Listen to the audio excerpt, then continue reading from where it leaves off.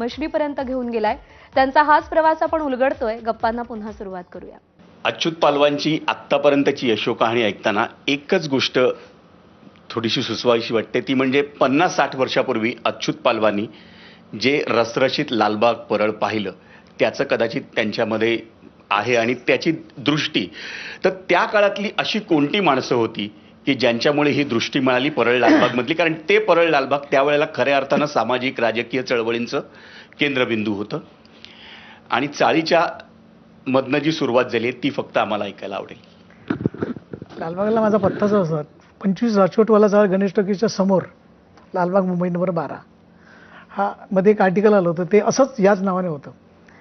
चाळीत होतं, आई बाबा आम्ही 7 भावंड, त्यामुळे आम्हाला सगळेजण रेल्वेची, बाबा रेल्वेत होते त्यामुळे नेहमी म्हणायचे, बाबा अरे रेल्वेची गाडी आली यांची, 9 डब्याची गाडी.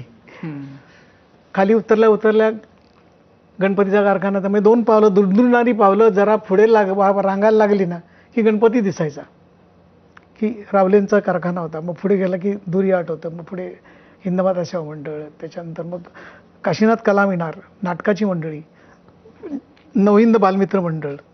याच्यात रामदादा म्हणून एक होता वैद्य, की आज ही सगळी गँगस्टर वगैरे, त्यावेळेचे गँगस्टर तेही बघितलेले होते. छान म्हणजे डांगेना भेटता आलं, कृष्णा देसाईंना भेटलो. मला वाटतं तो एक छान अनुभव होता. म्हणजे कदाचित लालबाग वाया जर्मनी, अमेरिका वगैरे सगळं करत करत पद्मश्रीपर्यंत आल्यानंतर की ती एक काय बांधिलकी होती, काय लोकांनी दिलं. म्हणजे मला आजही आठवतं, तुला लालबागमध्ये पहिल्यांदा जर्मनीला जेव्हा निघालो त्याला गव्हर्नमेंटचा नोकर होतो. त्यांनी सांगितलं की तुला पैसे मिळणार नाही, तुला रजा मिळणार नाही. त्यावेळी आता पैसे कुठून आणायचे, इन्व्हिटेशन तर आलेलं आहे. मग एका मित्राला सांगितलं, त्या मित्राच्या मावने पैसे गोळा केले, त्यांनी देऊन टाकले पैसे. दुसऱ्याने सांगितलं की तुला पैसे घे, देतो मी तुला, पण तू जायचं.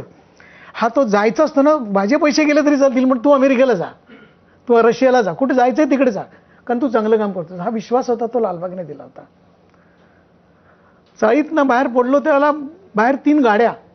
तो बोललो टॅक्सी कुठे आहे? 3 गाड्या पोरांनी भाड्याने आणलेल्या होत्या सगळ्या.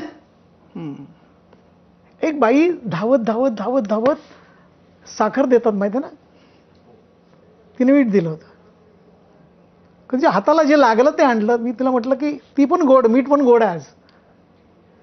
ही जी भावना आहे ना, की कनेक्टिव्हिटी आहे ना सगळी, म्हणजे आज मी भारतातल्या सगळ्या लोकांना घेऊन काम करतोय किंवा जगातल्या सगळ्या लोकांना जेव्हा मी सांगतो की हे इंडियन कॅलिबर करायचं आहे तुम्हाला, त्याचं कारण तेच आहे की तुम्हाला माणसं जिंकता आली पाहिजेत, माणसाला सांगता आलं पाहिजे, माणसाकडनं काम करून घेता आलं पाहिजे. इव्हेंट मॅनेजमेंट जो प्रकार म्हणतो ना, तो सगळा आपोआप लालबागमध्ये तुम्हाला शिकायला मिळतो, मला असं वाटतं. त्यामुळे थँक्स टू लालबाग. तर खरा कलाकार तोच असतो जो आपल्या कलेच्या माध्यमातून दुसऱ्यांच्या आयुष्यामध्ये आनंद पेरतो. आपल्या कलेशी तादात्म्य पावणं